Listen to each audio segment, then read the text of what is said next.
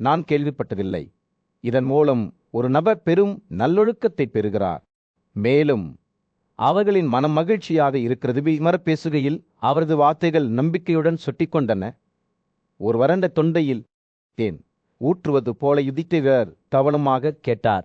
அவரது கண்கள் அவரது பேரனின் ஞானத்தில் குடித்தனத நடக்கும் என்பதன் அறிகுறிகள் என்ன என்று தனது ஆர்வத்தை தூண்டிவிட்டார்.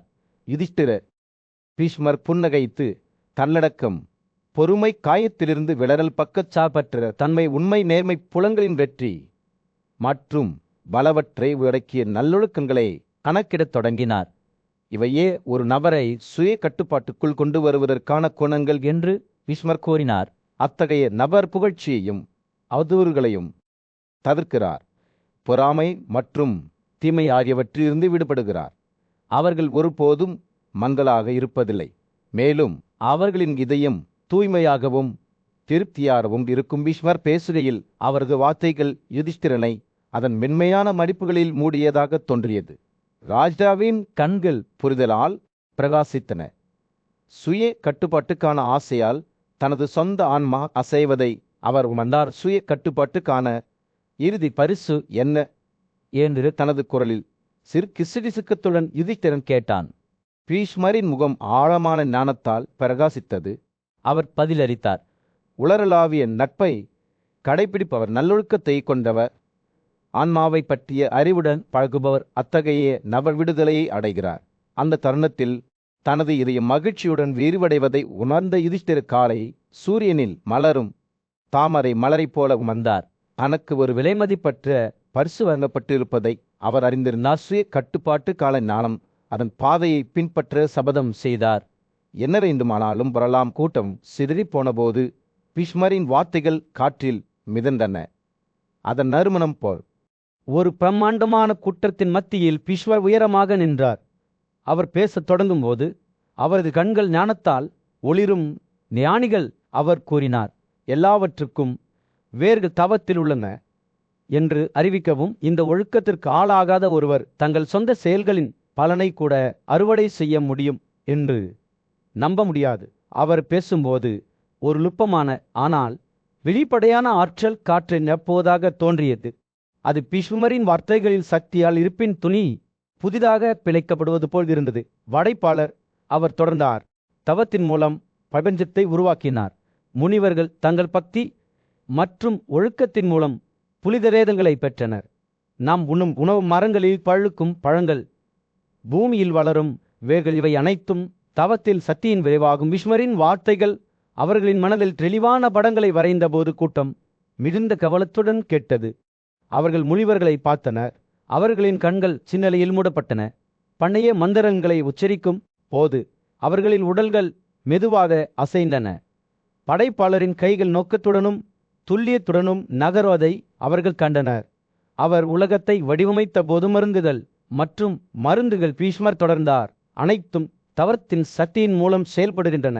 அனைத்து நோக்கங்களின் நிறைவேற்றமும் அதை பொறுத்தது.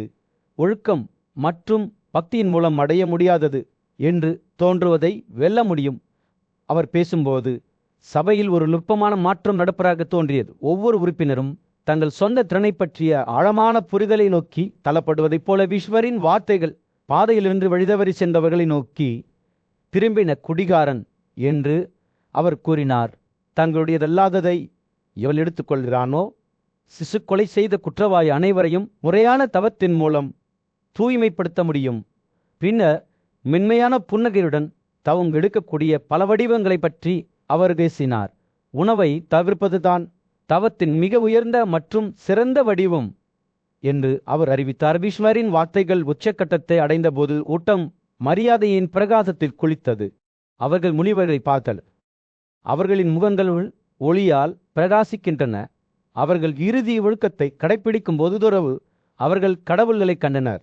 அவர்களின் தெய்வ வடிவங்கள் தவத்தின் பிரகாசத்துடன் பிரகாசிக்கின்ற இந்த தருணத்தில் மனிதனுக்கும் தெய்வீகத்திற்கும் இடையிலான எல்லைகள் கரைந்து வருவதாக தோன்றியது.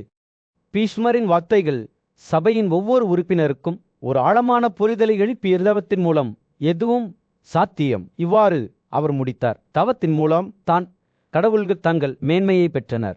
தவத்தின் மூலம் நாம் நமது சொந்தத்தை பெறலாம். ஒரு பிரமாண்டமான கூட்டத்தின் மத்தியில் நீதிமானான மன்னன் யுதிஷ்டிரன் சத்தியத்தின் நல்லொழுக்கத்தை பற்றி அறிந்து கொள்வதற்கான ஆர்வத்துடன் உயரமாக நின்றான். இது இணையற்ற பக்தியுடனும் நேர்மையுடனும் வாழ்ந்த மரியாதைக்குரிய பேர்னான பீஷ்மரின் ஞானத்தை அவர் நாடினார். அடிஞ்சமே உமது மாட்சிமை என்று தனது குரலை ஒரு கோடை நாளில் ஒரு மென்மையான காற்றைப் போல எதிரொலிக்க வைத்த பீஷ்மர் உண்மை என்பது அனைத்து நல்லொழுக்கங்களும் நிலைநிற்கும் அடித்தளமாகும். இது சமூகத்தின் 4 கட்டளைகளை மீறும் ஒரு நித்திய கடமையாகும். பிராமணர்கள், சத்திரியர்கள், வைசியர்கள் மற்றும் சூத்திரர்கள் உண்மை என்பது ஒரு நல்லொழுக்கம் மட்டுமல்ல, ஒரு அடைக்கலம். தவம், யோகா மற்றும் பிரம்மாவின் பீஷ்மர் பேசுகையில் அவரது கண்கள் ஒருவுள் ஒளியால் பிரகாசித்து சத்தியத்திற்கான பாதையை ஒளிய செய்தன.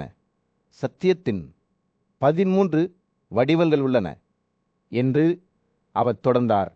ஒவ்வொன்றும் அதன் தூய்மையான மற்றும் கலப்படமற்ற சாராம்சத்தின் வெளிப்பாடாகும். பாகுபாடு என்பது இருமையின் மறைவுக்கு அப்பால் பார்க்கும் திறன். தெய்வீகத்தின் பார்வையில் அனைத்து உயிரினங்களையும் சமமாக பார்ப்பது. சுய கட்டுப்பாடு என்பது ஒருவரின் ஆசைகள், அச்சங்கள் மற்றும் இணைப்புகளின் மீது தேர்ச்சி பெறுவது.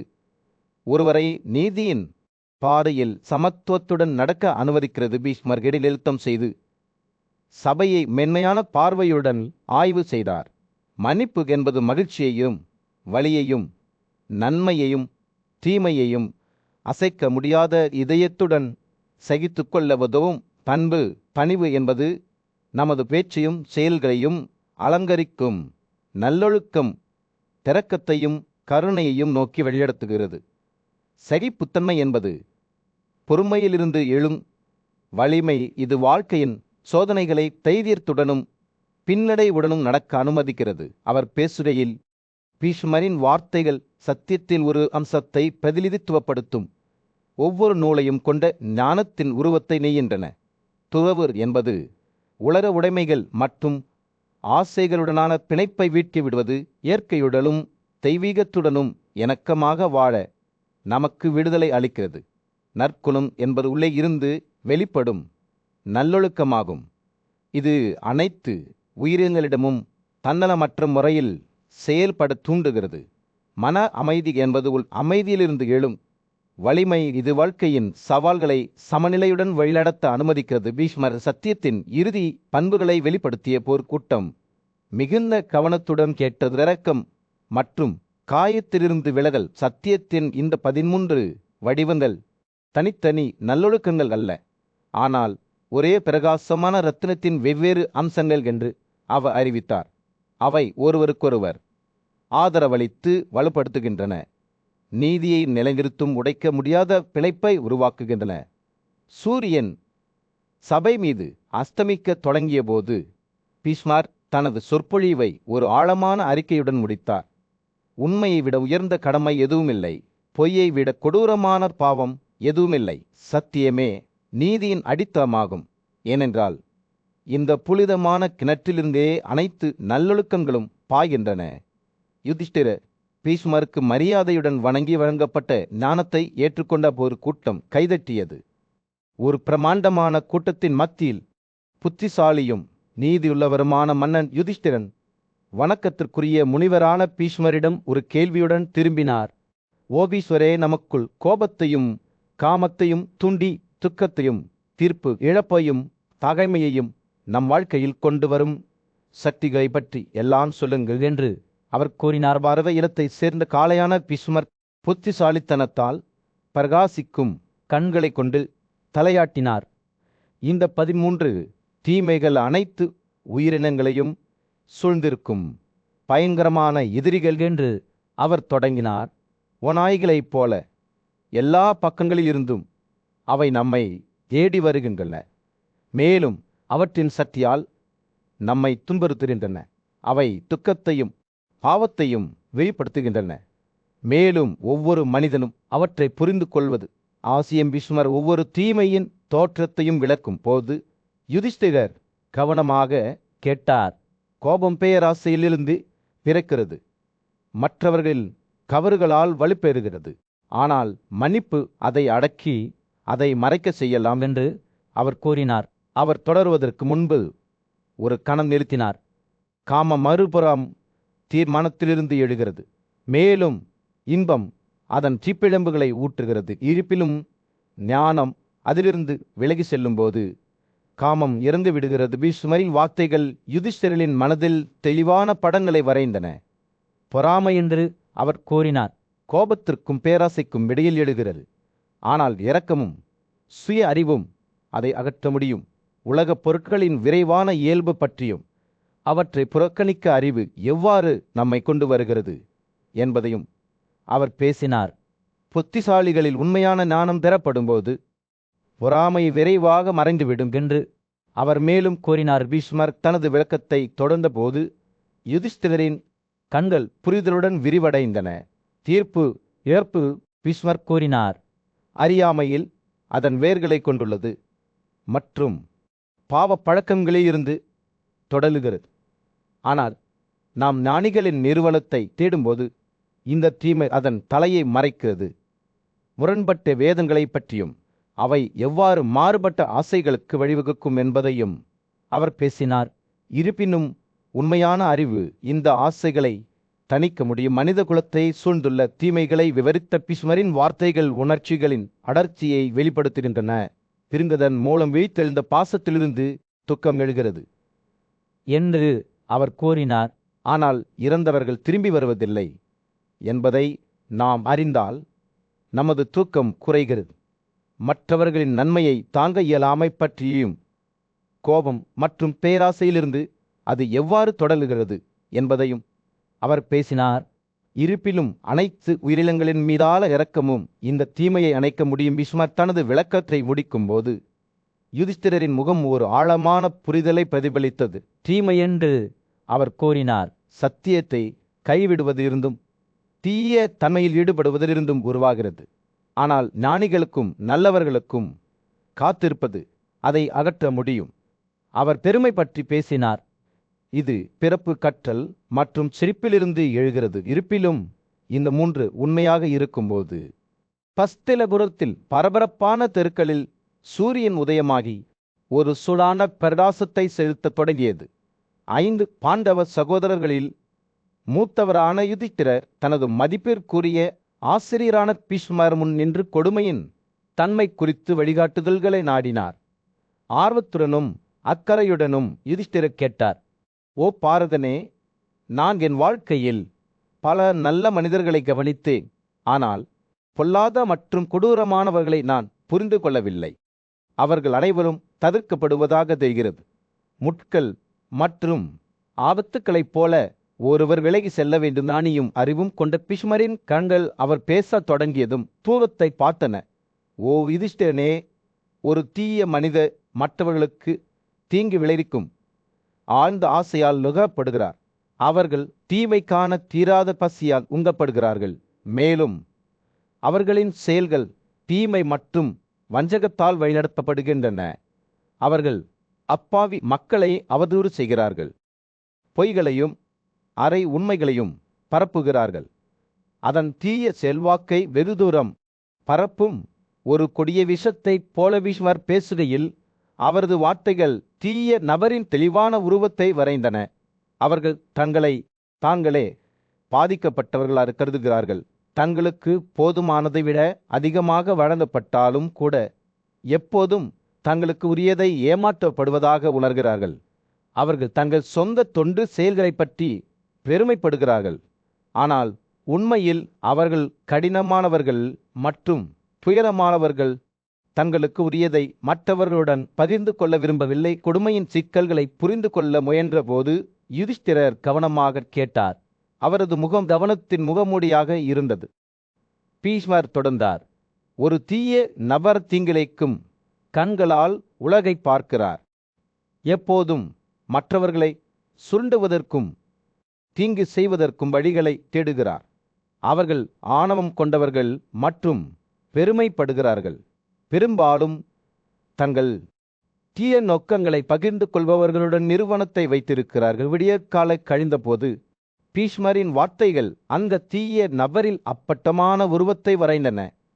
தாங்கள் சந்திக்கும் ஒவ்வொருவருக்கும் அவர்கள் பயப்படுகிறார்கள், சந்தேகப்படுகிறார்கள், யாரையும் அல்லது எதையும் ஒருபோதும் நம்புவதில்லை.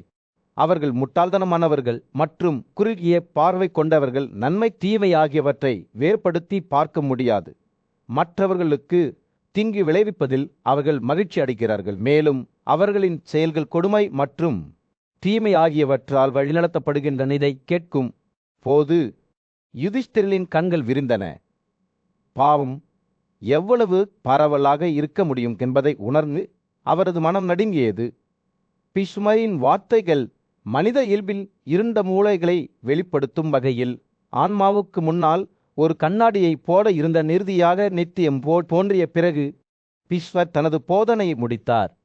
தங்கள் முதல் பகுதியை பிராமணர்களுக்கு அர்ப்பணித்து எஞ்சி இருப்பதை நண்பர்கள் மற்றும் உறவினர்களுடன் பகிர்ந்து கொள்ளும் ஒருவர் இந்த உலகில் பெரும் மகிழ்ச்சியையும் அடுத்ததில் எல்லையற்ற மகிழ்ச்சியையும் அடைவார். ஆனால் ஒரு தீய மற்றும் பொல்லாத நபரை, ஓ யுதிஷ்டிரனே, எப்போதும் ஞானமுள்ள ஒரு மனிதனால் தவிர்க்கப்பட வேண்டும். சூரியன் வானத்தில் அதன் உச்சத்தை அடைந்த போது யுதிஷ்டிரர் ஒரு உணர்வை உணர்ந்தார். ஒரு கூட்டத்தின் மத்தியில் பீஷ்மர் உயரமாக நின்று பாரதரை நோக்கி பேசும்போது அவரது வார்த்தைகள் எடையை கொண்டிருந்தன. தனது செல்வத்தை கொள்ளையடித்து தியாகங்களை செய்வதில் ஈடுபட்டுள்ள வேதங்களில் நன்கு தேர்ச்சி பெற்ற மற்றும் நீதியை, செல்வத்தையும் அறிவையும் தர விரும்பும் பக்தியுள்ள மற்றும் வறிய பிராமணர்களுக்கு வழங்கப்பட வேண்டும். இந்த பிராமணர்கள் வேதங்களின் பாத்திரங்கள் மட்டுமன்னர், அனைத்து தியாகங்களின் சாராம்சம் கூட என்று அவர் வலியுறுத்தினார். மன்னர் அவர்களுக்கு பல்வேறு வகையான மதிப்புமிக்க செல்வங்களை பரிசாக வழங்க வேண்டும் என்று அவர் கூறினார். விஸ்வரின் வார்த்தைகள் ஒரு நதியைப் போல ஓடிக்கொண்டிருந்தன. இது கடமை மற்றும் நல்லொழுக்கத்தின் சிக்கல்களை சமமின்றி வழிநடத்தியது. 3 அல்லது அதற்கு மேற்பட்ட ஆண்டுகள் தனது குடும்பத்திற்கு உணவளிக்க போதுமான சேமிப்புகளை கொண்ட அந்த பிராமணர் சோமத்தை குடிக்க தகுதியானவர். தியாகங்களை நிறைவு செய்வதில் ராஜாவின் பங்கை பற்றி அவர் பேசினார். அவற்றை செய்ய விரும்பாதவர்களிடமிருந்து செல்வத்தை பறிக்கும் அளவுக்கு சென்றார் பீஷ்மர். சமூக வரிசை முறையின் நுணுக்கங்களை ஆராய்ந்தபோது கூட்டம் கவனமாக கேட்டது. ஒரு சூத்திரருக்கு ஒரு தியாகம் செய்ய எந்த தகுதியும் இல்லை என்று அவர் அறிவித்தார். எனவே ஒரு பிராமணனின் தியாகத்தை முடிக்க உதவுவதற்காக மன்னர் ஒரு சுத்தா குடும்பத்திலிருந்து செல்வத்தை பறிக்க வேண்டும். இது வெறுமனே கடமையின் விஷயம் மட்டுமல்ல, பெரும் தகுதியை பெறுவதற்கான ஒரு வழிமுறையும் கூட. ஈஸ்வரின் வார்த்தைகள் தமமென்ற விஷயத்தையும் அதை உரிமை கோருவதற்கான பிராமணர்களின் உரிமையையும் நோக்கி திரும்பியது. 6 வேளை உணவு உண்ணாமல் இருக்க வேண்டும் என்ற கட்டாயத்தில் இருக்கும் பிராமணன் இன்று மட்டுமே அக்கறை கொண்ட ஒரு நபரின் விதியின்படி எந்த இடத்திலிருந்தும் ஒரு வேளை உணவுக்கு தேவையானதை எடுத்து செல்லலாம். இந்த செயல் அனுமதியுடன் செய்யப்பட வேண்டும் என்றும் பிராமணர் ராஜாவுக்கு தெரிவிக்க வேண்டும் என்றும் அவர் வலியுறுத்தினார். பிராமணர்களை பாதுகாப்பதன் முக்கியத்துவத்தை பற்றி பீஷ்மர் பேசியதால் கூட்டம் பரபரப்பாக நடைபெற்றது. ஒரு பிராமணரின் கற்றல் மற்றும் நடத்தையை உறுதிப்படுத்திய பிறகு ராஜா அவருக்காக ஒரு ஏற்பாட்டை செய்து, ஒரு தந்தை தனது மகனை பாதுகாப்பது போல் அவரை பாதுகாக்க வேண்டும். பசியால் ஆதிக்கப்பட்ட ஒரு பிராமணர் தங்கள் சொந்த தவறினால் அல்ல மாறாக க்ஷத்திரியரின் அலட்சியத்தால் அவ்வாறு செய்தார் என்று அவர் எச்சரித்தார். பீஷ்மரின் வார்த்தைகள் கடமை மற்றும் நல்லொழுக்கத்தின் பல்வேறு அம்சங்களை தொடும் வகையில் ஒரு நதியைப் போல தொடர்ந்து பாய்ந்தன. கட்சினம் கொடுக்கப்படாத தெய்வங்களை ஒருபோதும் வணங்கக்கூடாது என்று அவர் எச்சரித்தார். அத்தகைய செயல் ஒருவரின் குழந்தைகள், விலங்குகள் மற்றும் சொர்க்கத்தை அழித்துவிடும். ஒவ்வொரு ஆண்டும் முடிவடையும் போது வைஸ்வனார் பலியை செய்வதன் முக்கியத்துவத்தை பற்றி அவர் பேசினார். பீஷ்மர் தனது உரையை முடித்தபோது மன்னர் பரதர் கவனமாக கேட்டுக்கொண்டிருந்தார். கண்கள் விரிந்திருந்தன. கூட்டம் அமைதியாக இருந்தது. பீஷ்மரின் வார்த்தைகளின் இடையே உள்வாங்கியது. சமூகத்தின் துணி புதிதாக நெய்யப்பட்டது போல் இருந்தது. கடமையும் நல்லொழுக்கமும் மைய அரங்கை எடுத்தது. ஒரு புனிதமான கூட்டத்தின் மத்தியில் திறமையான போர் வீரரும் மாத்பியின் மகனுமான நகுலன் அம்புகளில் படுக்கையில் காயமடைந்த குருக்களின் மதிப்பிற்குரிய பேரனான பீஷ்மரை அணுகினார். ஆர்வத்துடனும் மரியாதையுடனும் நகுலன் மனதில் ஒரு கேள்வியை எழுப்பினார்.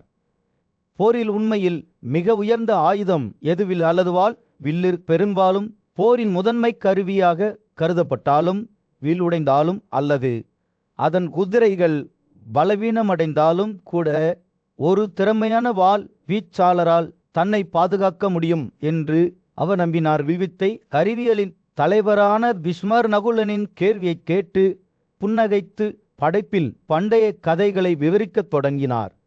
அவர் பிரபஞ்சத்தின் தோற்றத்தை பற்றி பேசினார். எல்லையற்ற பிரபஞ்சத்தின் இருளிலிருந்து பிறந்தார். அங்கு முதன்மையான உயிரினம் பேரன் பிரபஞ்சத்தை வடிவமைக்க வெளிப்பட்டார். வெறும் சிந்தனையுடன் அவர் கூறுகளை உருவாக்கினார்.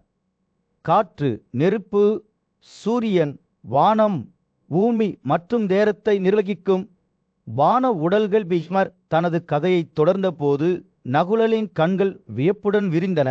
பேரலின் விருப்பத்திலிருந்து பிறந்த மரிச்சி, அத்ரி, புலஸ்தியன் மற்றும் ருத்தா உள்ளிட்ட முனிவர்களைப் பற்றி அவர் கேள்விப்பட்டார்.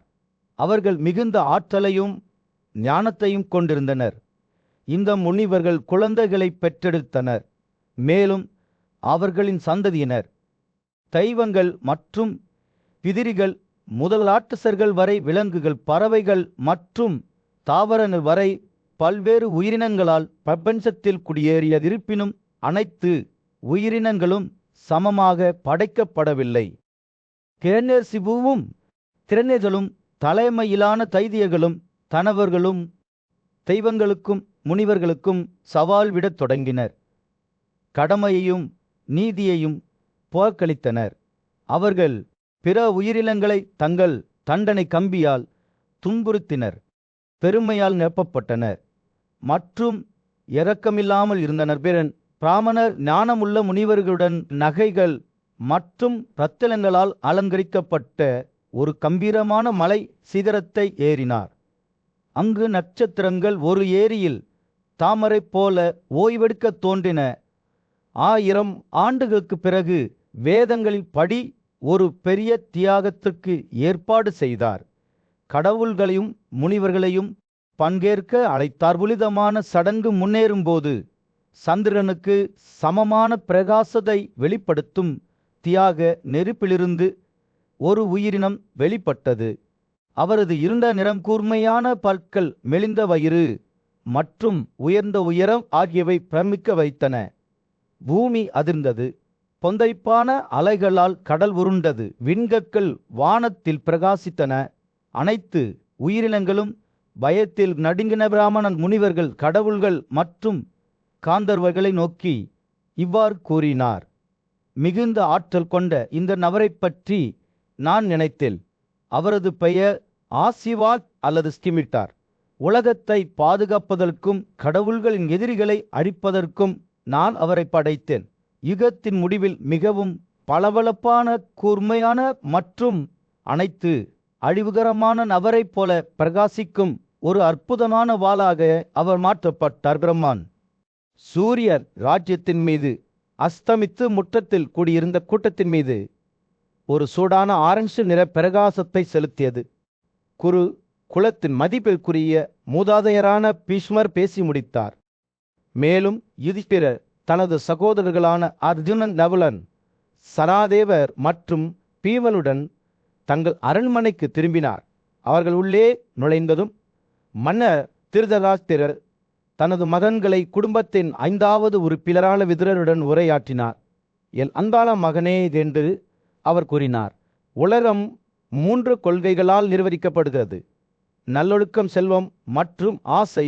ஆனால் எது மிக முக்கியமானது? மகிழ்ச்சியையும் நிறைவேற்றத்தையும் நாடுவதில் நாம் யாருக்கு முன்னுரிமை அளிக்க வேண்டும்? அவர் ஒவ்வொருவரையும் எதிர்பார்த்து அவர்களில் பதிலுக்காக காத்திருந்தார். ஞானியும் அறிவாளியுமான மாமா விதுராதான் முதலில் பேசினார். மாட்சிமை பொருந்தியவரே, நான் இந்த விஷயத்தை கணிசமாக சிந்தித்தேன். மேலும் நல்லொழுக்கமே மிக முக்கியமான கோட்பாடு என்று நான் நம்புகிறேன். மற்ற அனைத்தும் கட்டமைக்கப்படுவதற்கான அடித்தளம் இது. நல்லொழுக்கம் இல்லாமல் நாம் வேர்கள் இல்லாத ஒரு மரத்தைப் போல இருப்போம், நிலையற்ற மற்றும் அழிவுக்கு ஆளாக நேரிடும். அவர் தொடர்ந்தார், நல்லொழுக்கம் பல குணங்களை உள்ளடக்கியது: இரக்கம், மன்னிப்பு, நேர்மை, சுய கட்டுப்பாடு மற்றும் உண்மை. இவை நல்லொழுக்கத்தில் உடைமைகள். அவை உண்மையான மகிழ்ச்சியையும் நிறைவேற்றத்தையும் அடைவதற்கு இன்றியமையாதவை. ஒரு விவசாயி தனது பயிர்களை ஏராளமான அறுவடையை உறுதி செய்வதைப் போலவே இந்த நல்லொழுக்கங்களை நம் அன்றாட வாழ்க்கையில் வளர்க்க நாம் முயற்சி செய்ய வேண்டும். விலாப அறிவியலில் திறமையான அர்ஜுனன் விதுரரின் வாதத்தை எதிர்த்தார். மாட்சிமை உண்மையில் இன்றியமையாதது என்றாலும் நமது இலக்குகளை அடைவதற்கு செல்வமும் முக்கியமானது என்று அவர் கூறினார். செல்வம் இல்லாமல் நல்லொழுக்கத்தை கடைப்பிடிப்பதற்கோ அல்லது நமது ஆசைகளை பூர்த்தி செய்வதற்கோ நாம் வழிமுறைகளை பெற முடியாது. செல்வம் என்பது அனைத்து செயல்களின் முடிவாகும். மேலும் நல்லொழுக்கம் மற்றும் ஆசை இரண்டும் கட்டமைக்கப்படும் அடித்தளமாகும் என்று வேதங்கள் கூறுகின்றன. நமத்தின் இரட்டை மகள்களான நகுலனும் சரதேவனும் அடுத்ததாக நாங்கள் அர்ஜுனனுடன் உடன்படுகிறோம் என்று கூறினர். நமது இலக்குகளை அடைவதற்கு செல்வத்தை பெறுவது அவசியம். ஆனால் நல்லொழுக்கத்தை வளர்க்கவும் நாம் முயற்சி செய்ய வேண்டும். நல்லொழுக்கம் இல்லாத ஒரு நபர் செல்வத்தை பெற முடியாது என்பது போல செல்வம் இல்லாத ஒரு நபர் எந்த ஆசையையும் திருப்திப்படுத்த முடியாது. நல்லொழுக்கத்தையும் கடைபிடிக்கும் அதே நேரத்தில் அர்ப்பணிப்புள்ள மனதுடன் செல்வத்தை பெற நாம் முயல வேண்டும். வலிமையான மற்றும் உணர்ச்சி வசப்பட்ட வீரரான பீமனே கடைசியாக பேசினார். ஆசைதான் மிக முக்கியமான கொள்கை என்று நான் நம்புகிறேன் என்று அவர் கூறினார். இது அனைத்து செயல்களுக்கும் உந்து சக்தியாகும்.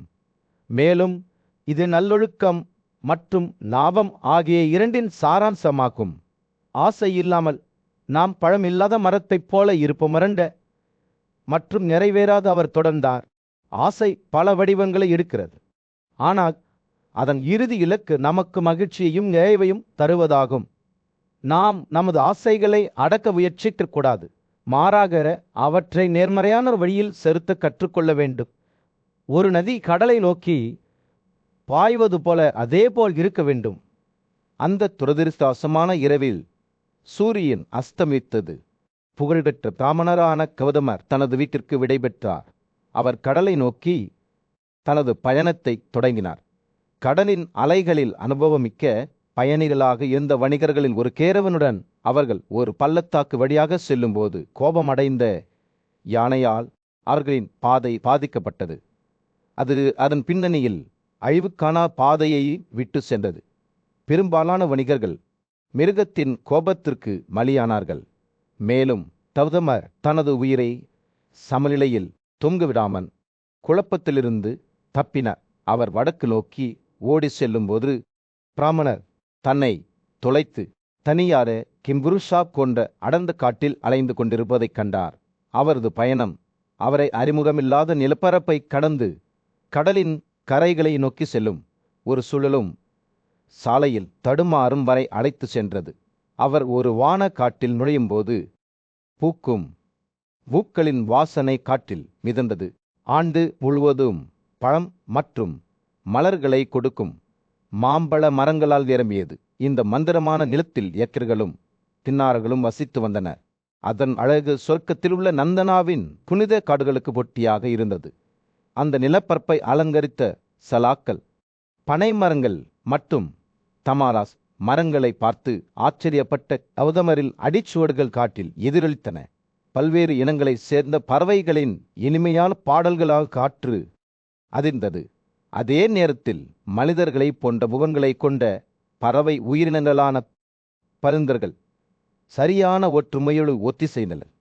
அவர் இந்த அழகிய புகலிடத்திற்குள் ஆழமாக அலைந்து திரிந்தபோது கௌதமரின் புலங்கள் இயற்கையின் கொருஸ்தர்களில் சிம்பொலியால் நிரம்பி வழிந்தன. பிராமணனின் பயணம் தொடர்ந்தது. பானத்தைப் போலவே மின்னும் தங்க மணலால் மூடப்பட்ட ஒரு மூச்சடைக்கக்கூடிய அழகான இடத்தை அவர் கண்டார். அதன் மையத்தில் ஒரு கம்பீரமா வாழை மரம், அதன் கோல உச்சி மற்றும் ஏராளமான கிளைகள் நேர்த்தியையும் பிரமாண்டத்தையும் கதிர்வீச்சு செய்தன. அதன் விதானத்தின் அடியிலுள்ள காற்று சந்தனத்தால் நறுமணப்படுத்தப்பட்டது. இது பேரனின் அரசவையை நினைவூட்டும் சூழலை உருவாக்கியது. இந்த மயக்கும் சரணாலயத்திற்குள் நுழைந்த கௌதமர் தனது இதயம் மகிழ்ச்சியால் நிரம்பியபடி அமர்ந்தார். அவர் அங்கு அமர்ந்திருந்த போது பல்வேறு மலர்களின் நறுமணத்தை சுமந்து செல்லும் ஒரு மென்மையான காற்று அவரை பற்றி கொண்டது. அவரது இருப்பை தெய்வீக இன்பத்தால் நிரப்பியது. பிராமணரின் சோதனையிலிருந்து சோர்வு விரைவில் தூம்புவதற்கு வழிவகுத்தது. காற்றின் இனிமையான மெல்லிசை அழிதற்கிடையில் ஞானம் மற்றும் அலருக்கு புகழ்பெற்ற நதியினார் என்ற கம்பீரமான பறவை இந்த புனிதமான இடத்துக்கு திரும்பியது. காசியப்ப முனிவருக்கு பிறந்த இந்த கேங்களின் இளவரசர் ராஜாதமன் என்று தொலைதூரத்தில் அறியப்பட்டார். பிரகாசமான ஆபரணங்களால் அலங்கரிக்கப்பட்ட அந்த பறவை ஒரு தெய்வீக உயிரிழத்தைப் போல பிரகாசித்த நதியின்கா அதன் குடில் அமர்ந்தபோது கௌதமரின் கண்கள் திறந்தன. அவரது பார்வை அற்புதமான உயிரிழத்தின் மீது நிலைத்திருந்தது. பிராமணரின் வயிறு பசியால் உரிமையது. வாழ்வாதாரத்திற்காக பறவையை கொல்ல வேண்டும் என்ற ஆசையால் அவரது கண்கள் பிரகாசித்தன. இருப்பினும் அவர் ராஜதமனின் பிரகாசத்தை பார்த்தபோது, காட்டின் நடுவே ஞானமுள்ள பிராமணரான கௌதமருக்கும் கம்பீரமான பறவையான ராஜாதமனுக்கும் இடையிலான அசாதாரணமான சந்திப்புக்கு பீஷ்மர் சாட்சியாக நின்றார். கதை வெளிவரும்போது இந்த இரண்டு உன்னதமான ஆன்மாக்களின் மயக்கும் உலகிற்குள் நாம் ஈர்க்கப்படுவதை காண்கிறோம். ராஜாதமனின் பொக்கில் இருந்து வரும் 4 வார்த்தைகளை கேட்டு கௌதமரின் கண்கள் வியப்புடன் விரிந்தன. பறவையின் வார்த்தைகள் தேன் போல இருந்தன. கௌதமரின் இதயத்தை ஆர்வத்துடனும் பிரமிப்புடனும் நிரப்பியது. ராஜாதர்மனை பார்ப்பதை தவிர அவரால் இருக்க முடியவில்லை. அவரது கண்கள் இந்த அற்புதமான உயிரிழத்தின் மீது கவனம் செலுத்திய கௌதமரின் கவர்ச்சியை உணர்ந்து ராஜாதர்மன் அவரை அன்புடன் வரவேற்றார். ஓ பிராமணரே, அவர் கூறினார், நான் தட்சனின் மகள்களில் ஒருவருக்கு பிறந்த காசியப்பாவின் மகன். இன்று நீங்கள் என் களத்தில் விருந்தினராக இருக்கிறீர்கள். புனித சடலுறையின்படி நான் உங்களுக்கு விருந்தும் பலை வழங்குகிறேன். இந்த வார்த்தைகளுடன் ராஜாதர்மன் கௌதமரை தனது சரணாலயத்திற்கு அழைத்து சென்றார். அங்கு சலாம் அவர்கள் ஒரு தெய்வீர படுக்கை போல மலர்ந்தல் சூரியன் அஸ்தமிக்க தொடங்கிய போது பாகீரதி ஆற்றின் ஆழத்தில் இருந்து பிடிக்கப்பட்ட மீன்களின் அற்புதமான விருந்தை ராஜாதமன் கௌதமருக்கு வழங்கினார். வறுத்த மீன்களின் நறுமணம் காற்றில் மிதந்தது. கௌதமரின் புலன்கள் தூய்மையான மகிழ்ச்சியின் எல்லைக்கு கொண்டு செல்லப்பட்டன. உணவை அனுபவித்த பிறகு ராஜாதர்மன் மெதுவாக கௌதமரை தனது இறக்கைகளால் துடைத்தார். நீடித்திருக்கும் சோர்வுகளை அகற்றினார். இரவு வானத்தில் நட்சத்திரங்கள் பிரகாசிக்க தொடங்கிய போது ராஜாதர்மன் கௌதமரிடம் அவரது வம்சாவளியை பற்றி கேட்டார். பிராமணர் பதிலளித்தார், நான் கௌதமர் என்று அழைக்கப்படுகிறேன். ஒரு தாழ்மையான பிராமணர். அதனுடன் அவர் அமைதியாக விழுந்தார். சிந்தனையில் தொலைந்தார். கௌதமரின் இருப்பால் தடையின்றி ராஜாதர்மன் அவருக்கு இலைகள் மற்றும் நறுமணமுள்ள பூக்களின் மென்மையான படுக்கையை வழங்கினார். அங்கு சோர்வடைந்த பிராமணர் ஓய்வெடுக்க வைத்தார். விடிய காலை விடிந்ததும் ராஜாதர்மன் மீண்டும் கௌதமரிடம் திரும்பினார். சொல்லுங்கள் உன்னதமானவரே, அவர் கேட்டார். உன்னை இந்த இடத்திற்கு கொண்டு வருவது எது? கௌதமர் வறுமையுடன் தனது போராட்டங்களையும் கடலுக்கு செல்வதன் மூலம் செல்வத்தை பெறுவதற்கான தனது விருப்பத்தையும் வெளிப்படுத்தினார். இரக்கத்தால் ஈர்க்கப்பட்ட ராஜாதர்மன், நீ பற்றாக்குறையால் பாதிக்கப்பட மாட்டான். நான் இப்போது உன் நண்பன். நீ செல்வத்தை பெறுவதில் வெற்றி பெறுவதை நான் உறுதி செய்வேன் என்று அறிவித்தார். இந்த ஊக்கமளிக்கும் வார்த்தைகளுடன் கௌதமர் ராஜாதர்மனின் புத்திசாலித்தனமான ஆலோசனையால் வழிநடத்தப்பட்டு தனது பயணத்தை தொடங்கினார். அவர் சுழலும் பாதையில் நடந்து செல்லும் போது சந்தனம், கற்றாழை மற்றும் பிற மரங்களின் வாசனை காட்டை நிரப்பியது. அவற்றின் புத்துணர்ச்சியூட்டும் மேல் அவரது ஆவியை உச்சாரப்படுத்தியது. விரைவில் அவர் தன்னை கண்டார். ராட்சசர்களின் வலிமையான மன்னரான விருபாட்சாவால் ஆளப்பட்ட நகரமான மெருராஜாவின் வாயில்களில் வாயில்காப்பாளர்கள் பருந்துகளைப் போல வேகமாக கௌதமரின் இருப்பை தங்கள் ஆட்சியாளரிடம் தெரிவிக்க விரைந்தனர். விரைவாக வாருங்கள் என்று அவர்கள் அவரை வற்புறுத்தினர். எதிர்காலத்தின் துடிப்பான வண்ணங்களுக்கு மத்தியில் கார்த்திகை மாதம் பிரகாசமாக தொடங்கிய போது பீஷ்மரின் கதை ஒரு வளமான திரைச்சீலை போல வெளிப்பட்டது. அப்போதுதான் மத்திய நாட்டை சேர்ந்த பிராமணரான கௌதமர் ராட்சச மன்னரான விருபாட்சனின் பிரமாண்டமான குடியிருப்பில் தன்னை கண்டார். பிந்தையவர் மரியாதையுடனும் பிரசாதங்களுடனும் தனது விருந்தினை ஒரு நேர்த்தியான இருக்கைக்கு வரவேற்றார். அவர்கள் ஒன்றாக அமர்ந்தபோது விருபாட்சர் கௌதமரின் வம்சாவளி, வேதங்களை பற்றிய அவரது ஆய்வு மற்றும் பிரம்மச்சார சபதத்தை அவர் கடைபிடித்தது பற்றி கேட்டார். ஆனால் கேள்விகளுக்கு பதிலளிப்பதற்கு பதிலாக கௌதமர் தனது பெயர் மற்றும் பிறப்பிடத்தை வெளிப்படுத்தினார். கௌதமரின் பாமன பிரகாசமும் வேத படிப்பும் இல்லாததால் இரமாட்டமடைந்த மன்னர் மற்றொரு விசாரணையை வலியுறுத்தினார். அவர் வாசிக்கும் நாடு பற்றி கௌதமர் ஒரு அமைதியான நேர்மையுடன் அவர் ஒரு சுத்த விதவையை மணந்த வேட்டைக்காரர்களின் கிராமத்தில் வசிக்கிறார் என்று பதிலளித்தார். அவரது வார்த்தைகளிலே எதிர்காலத்தில் காற்றில் சுழன்று விடுவது போல காற்று தொங்கிக் கொண்டிருந்தன. இருபாக்கிலின் எண்ணங்கள் உள்ளோக்கி திரும்பி நிலைமையை அடைபட்டு தகுதியை எவ்வாறு பெறுவது என்று சிந்தித்தன. அவர் தொலைவில் இருந்து ரவரமாவின் நண்பரான ராஜாதமனுடனான தமது நட்பை பற்றி சிந்தித்தார். மேலும் தனது அன்பான உறவினருக்கு விருப்பமானதை செய்ய வேண்டும் என்று அவருக்கு தெரியும். விதிப்படி தங்கள் மிகச்சிறந்த உடையில் அலங்கரிக்கப்பட்ட 1000 பிராமணர்கள் அரண்மனைக்கு வந்தனர். ராக்கிச மன்னர் விருபாட்சா அவர்களை உரிய மரியாதையுடன் வரவேற்றார். அவர்கள் உட்காருவதற்கு தோள்களை விரித்தார். அவர்கள் விதைகள், பச்சை புல்கத்திகள் மற்றும் பன்னீரை ஒரு புனித சடங்காக வழங்கினார். அவர்களில் சிலர் விஸ்வதேவர்கள், பித்திகள் மற்றும் நெருப்பு தெய்வங்களை பிரதிநிதித்துவப்படுத்த தேர்வு செய்யப்பட்டனர். சந்தனபேஸ் மற்றும் மலர்களால் அபிஷேகம் செய்யப்பட்ட லத்தங்கள், பிரகாசத்தில் பிரகாசித்த பிராமணர்கள் நெய் மற்றும் தேன் கொண்டு தயாரிக்கப்பட்ட நேர்த்தியான உணவுகளால் நிரப்பப்பட்ட சிற்பங்களால் அலங்கரிக்கப்பட்ட தங்க தட்டுக்களை பெற்றனர். இது ஒவ்வொரு ஆண்டும் ஆசாதம் மற்றும் மகாவில் பௌர்ணமி நாட்களில், குறிப்பாக கார்த்திகாவில் இரவில் அவர் தனது விருந்தினர்களுக்கு தங்கம், வெள்ளி நகைகள், ரத்தினங்கள், முத்துக்கள், வைரங்கள், நாப்ஸ், லால்லி கற்கள், மான்களின் தோள்கள் மற்றும் ரங்கு தோள்கள் போன்ற செல்வங்களை பொழிந்தபோது அனுசரிக்கப்படும் ஒரு வழக்கமாக இருந்தது. பிராமணர்கள் புறப்பட தயாரான போது விருபாட்சர் அவர்களிடம், இந்த நகைகளிலிருந்தும் இரத்தனங்களிலிருந்தும் நீங்கள் விரும்பும் அளவுக்கு எடுத்துக்கொள்ளுங்கள், மேலும் தாங்க முடியும் என்று நம்புங்கள் என்று கூறினார். இரவு உணவுக்கு அவர்கள் பயன்படுத்திய தங்கத்தட்டுகளையும் எடுத்துக்கொள்ளுமாறு அவர் அறிவுறுத்தினார். அவர்களின் இதயங்கள் மகிழ்ச்சியால் நிரம்பிய நிலையில் பிராமணர்கள் பிரகாசமான பாதையை விட்டு வெளியேறினது. இருப்பினும் கௌதமர் தனது கனமான தங்கத்தின் சுமையால் அதை சுமக்க சிரமப்பட்டார். கேனை முதலில் சந்தித்த பணியன் மரத்தின் கீழ் அமர்ந்திருந்த போது ராஜாதர்மன் தோன்றி கௌதமாவை விசிறி அடித்து அவரது சோர்வை தீர்க்க தனது இறக்கைகளை தட்டினார். கேன்களின் இளவரசர் உணவை வழங்கி கௌதமாவை வணங்கினார். காட்டின் மையப்பகுதியின் ஒரு கம்பீரமான வாழை மரத்தின் நிழலில் உயர்ந்த மற்றும் எரியும் தீப்பிழம்புகளால் ஒரு நெருப்பு வெடித்தது. பறவைகளின் இளவரசர் ராஜாதமன் தனது விருந்தினரின் ஆறுதலுக்காக இந்த நெருப்பை எரித்தார். அவர் அதன் அருகில் நிம்மதியாக தூங்கிக் கொண்டிருந்தார். பறவைக்கு தெரியாமல் அதன் புரவலன் அவர் தோன்றியது போல் இல்லை.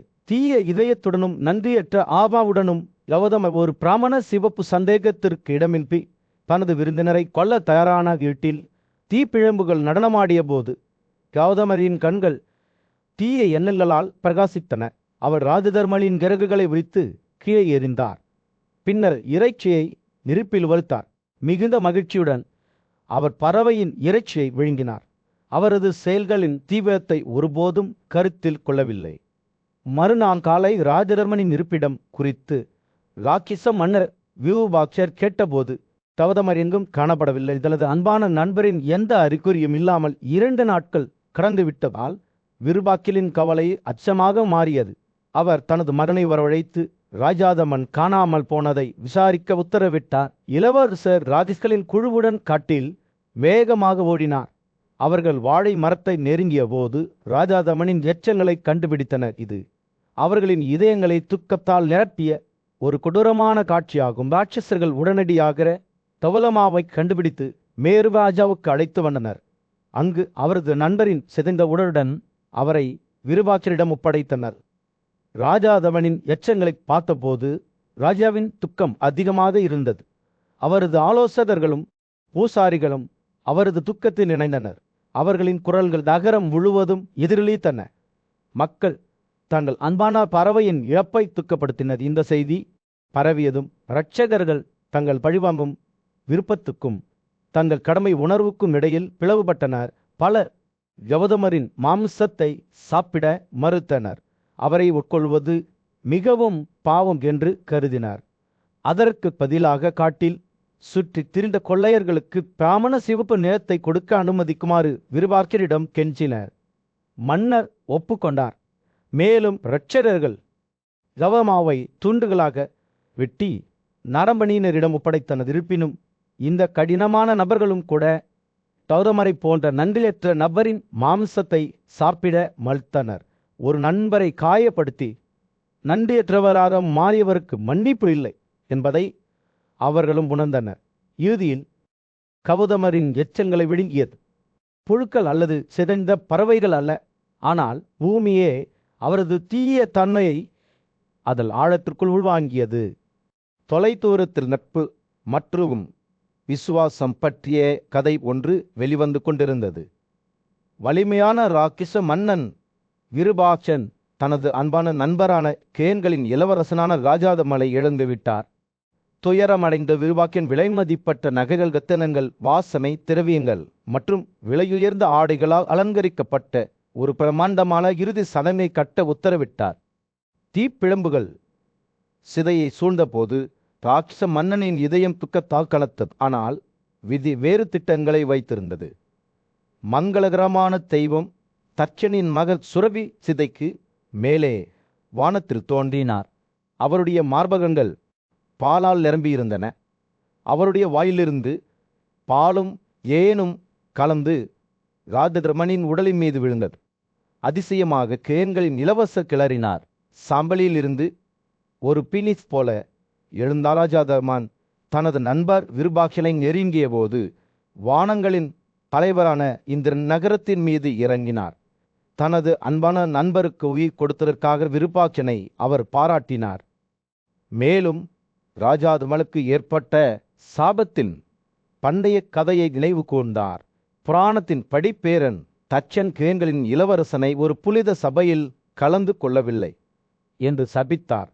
சுரபியின் வாயிலிருந்து பாய்ந்த தேன் சாபத்தை உடைத்தது. இப்போது புத்தி பெற்ற ராஜாதமன் தன்னை அம்பு மூலம் கொன்ற தனது நண்பர் கௌரமாவுக்கு உயிர் தர இரண்டாவது வாய்ப்பை வழங்குமாறு இந்திரனிடம் கெஞ்சினார். ராஜாதமனின் வார்த்தைகளால் ஈர்க்கப்பட்ட இந்திரன் கௌதமரின் மீது தேனை தெளித்து அவரை உயிர்ப்பித்தார். கிரேன்களின் இளவரசர் தனது நண்பருடன் மீண்டும் இணைந்ததில் மிகுந்த மகிழ்ச்சி அடைந்தார்.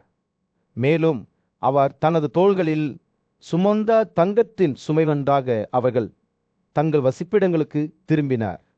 ஆனால் ராஜாதமன் பேரனின் பிராந்தியத்திற்கு செல்வதற்கு முன்பு அல்ல. அங்கு அவர் ஒரு மரியாதைக்குரிய விருந்தினராக வரவேற்கப்பட்டார். இருப்பினும் கௌதமரின் விதி சீல் வைக்கப்பட்டது. அவர் விரைவில் தனது செயல்களுக்காக ஒரு பயங்கரமான சாபத்திற்கு அடிபணிவார். அவர் ஒரு சுத்த குடும்பத்தில் பிறப்பார் என்றும் இன்னும் பல குழந்தைகளுக்கு தந்தையாக இருப்பார் என்றும் கடவுள்கள் தீர்ப்பளித்தனர்.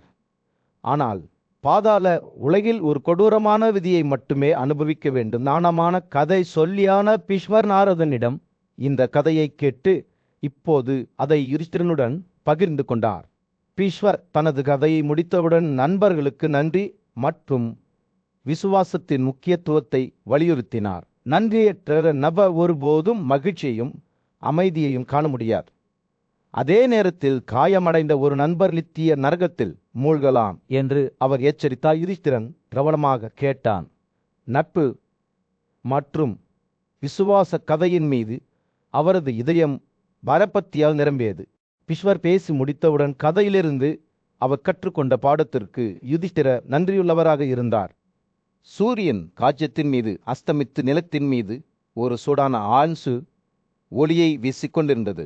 பாண்டவ சகோதரர்களில் மூத்தவரான யுதிஷ்டிரர் தனது பேரன் பீஷ்மரின் காலடியில் உட்கார்ந்து வாழ்க்கையின் சிக்கல்களை எவ்வாறு வழிநடத்துவது என்பதற்கான வழிகாட்டுதல்களை நாடினார். யுதிஷ்டிரன் பாட்டி அரசர்களின் கடமைகளை பற்றியும் துவர வாழ்க்கை நடத்துபவர்களின் கடமைகளை பற்றியும் நீங்கள் பேசியிருக்கிறீர்கள்.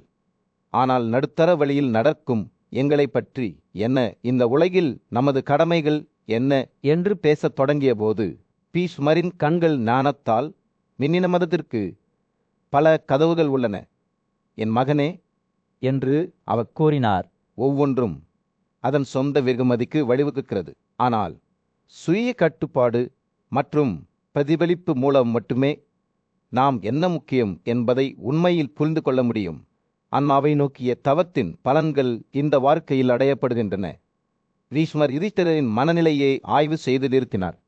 ஒருவர் சரியாக சிந்திக்கும்போது அவர் தொடர்ந்தார். இந்த உலகின் விஷயங்கள் கோடை காற்றைப் போல விரைவானவை என்பதை ஒருவர் காண்கிறார். அவற்றுடன் பிணைப்பு என்பது மணலை பிடிப்பது போன்றது. இது துன்பத்திற்கு மட்டுமே வழிவகுக்கிறது. ஒவ்வொரு உயிரினமும் இணைக்கப்பட்டுள்ளது என்பதையும் அன்புக்குரியவர்களிடமிருந்து பிரிப்பது தவிர்க்க முடியாதது என்பதையும் ஞானி அறிந்திருக்கிறார்.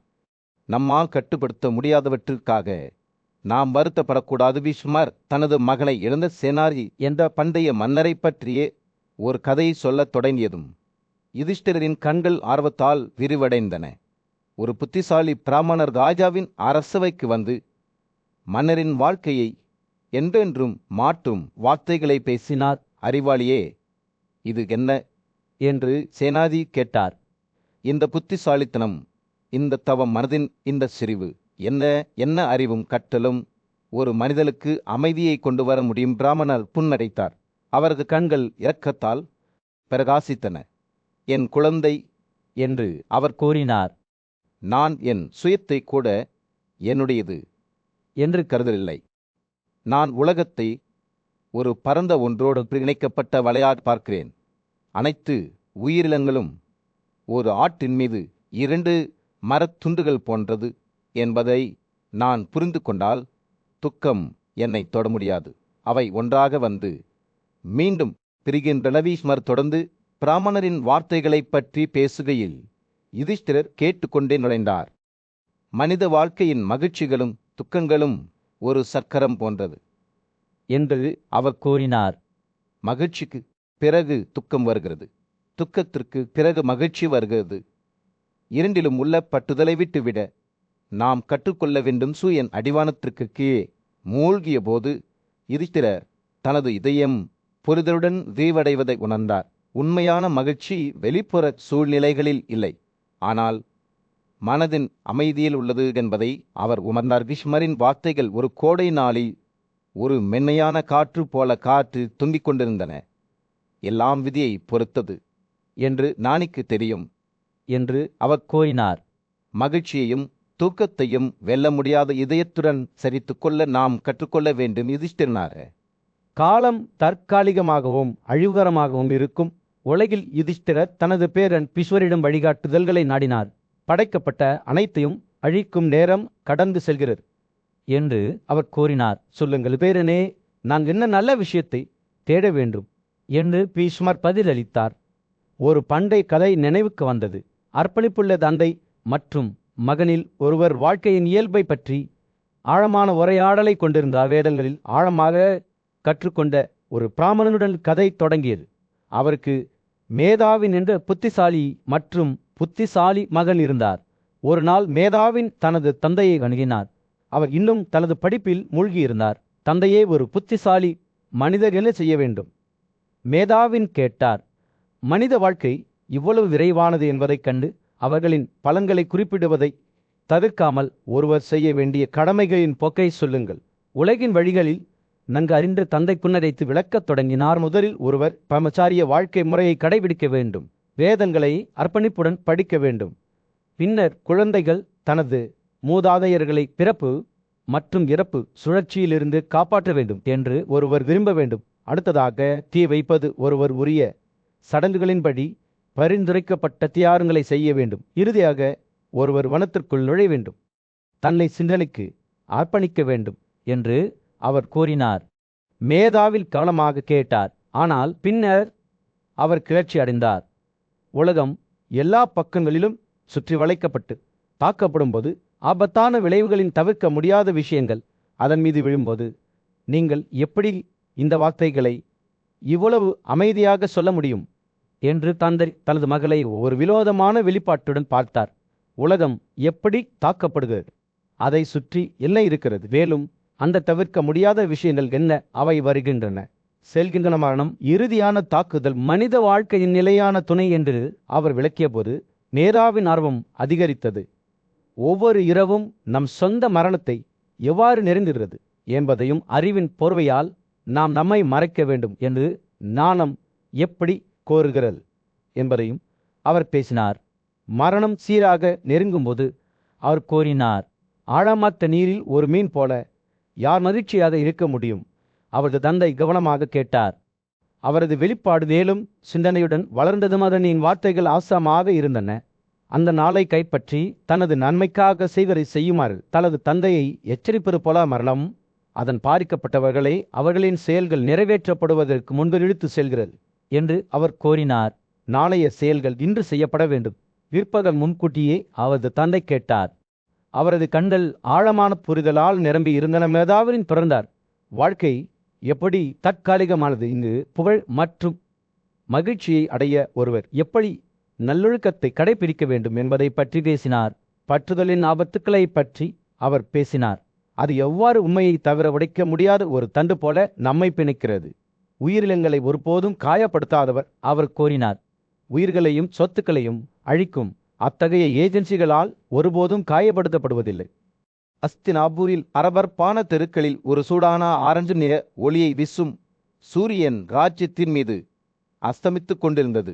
ஞானமும் நியாயமும் கொண்ட ராஜாவான யுதிஷ்டேர் தனது சிம்மாசனத்தில் உட்கார்ந்து ஆழ்ந்த சிந்தனையில் இருந்தார். அவர் தனது மதிப்புக்குரிய தாத்தா பீஷ்வரிடம் திரும்பி, அன்புள்ள பேரனே, பணக்காரர்களுக்கும் ஏழைகளுக்கும் மகிழ்ச்சிக்கும் துயரத்திற்கும் ஆதாரம் என்ன என்று சொல்லுங்கள். அவர்களின் நடைமுறைகளும் சடங்குகளும் அவர்களின் வாழ்க்கையை எவ்வாறு வடிவமைக்கின்றன? ஒரு பண்டைய கதையை நினைவு கூறத் தொடங்கிய போது பீஷ்மரின் கண்கள் பிரகாசித்தன. கடந்த நாட்களில் அவர் கோரினார். துறவரம் பாதையில் தனது பர்த்தியின் மூலம் அமைதியையும் விடுதலையும் கண்ட ஒரு பிராமணரை நான் சந்தித்தேன்.